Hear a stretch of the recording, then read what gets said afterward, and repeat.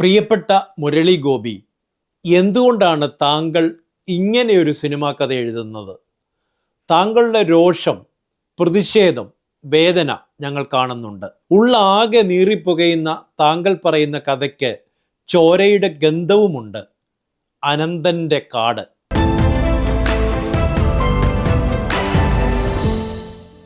ചരിത്രം തുറന്നു നോക്കുമ്പോൾ മനുഷ്യരെയല്ല, വേട്ടക്കാരെയാണ് വീണ്ടും വീണ്ടും കാണുന്നത്.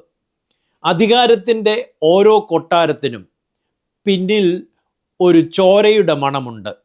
ഓരോ വിജയപ്രഖ്യാപനത്തിനും പിന്നിൽ പേരില്ലാത്ത തോറ്റ മനുഷ്യരുടെ നിലവിളിയുണ്ട്.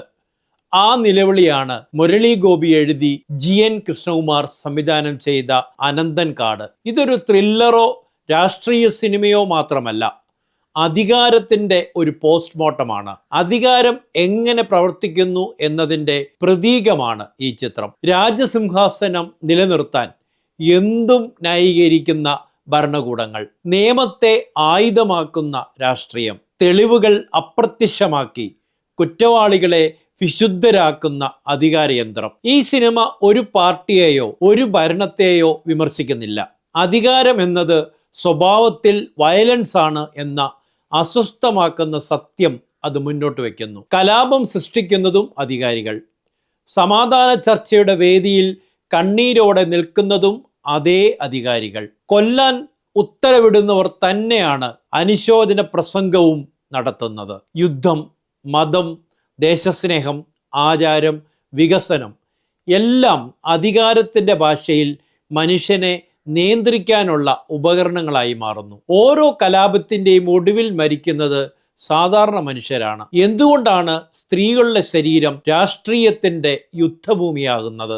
എന്തുകൊണ്ടാണ് ദളിതരും ദരിദ്രരും കുട്ടികളും എല്ലാ കാലത്തും ഏറ്റവും എളുപ്പം ബലിയാടുകളാകുന്നത്? പട്ടിണിയെയും മതത്തെയും ഭയത്തെയും അധികാരം എങ്ങനെയാണ് ഹൈജാക്ക് ചെയ്യുന്നത്? വിദ്യാഭ്യാസവും നിയമവും പോലും അധികാരത്തിൻ്റെ മുന്നിൽ എന്തുകൊണ്ട് നിശബ്ദരാകുന്നു? ശാന്തി ബാലചന്ദ്രൻ അവതരിപ്പിക്കുന്ന കാർത്തി ഈ സിനിമയുടെ ഒരാത്മാവാണ്. മനസ്സും ശരീരവും കീറിമുറിക്കപ്പെട്ട ഒരു സ്ത്രീയുടെ മൗനവും നിലവിളിയും ഒരുപോലെ അവർ സ്ക്രീനിൽ സൃഷ്ടിക്കുന്നുണ്ട്. ഇവിടെ നീതിയുമില്ല, നിയമവുമില്ല, ദൈവവുമില്ല എന്ന കാർത്തിയുടെ വാക്കുകൾ ഒരു കഥാപാത്രത്തിന്റെ ഡയലോഗല്ല, വർത്തമാനകാലത്തിന്റെ ചാർജ് ഷീറ്റാണ്. ആ ഒരു രംഗം മാത്രം മതി സിനിമയുടെ മുഴുവൻ രാഷ്ട്രീയവും മനസ്സിലാക്കാൻ. GN കൃഷ്ണകുമാർ അധികാരത്തിൻ്റെ ഇരുണ്ട ഇടനാഴികളിലൂടെ പ്രേക്ഷകനെ നടത്തുകയാണ്. ജാഫ്നയിലും തമിഴ്നാട്ടിലും കേരളത്തിലും ഇന്ത്യയിലാകെയും നടക്കുന്ന പോരാട്ടങ്ങളുടെ,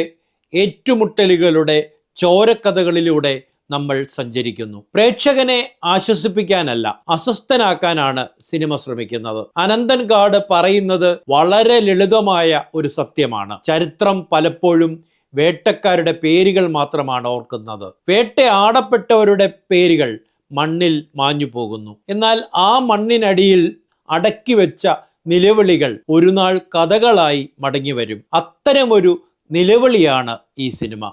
ഈ നാട്ടിൽ കാർത്തിമാരെ രക്ഷിക്കാൻ തമിഴന് പോലും കഴിയുന്നില്ല.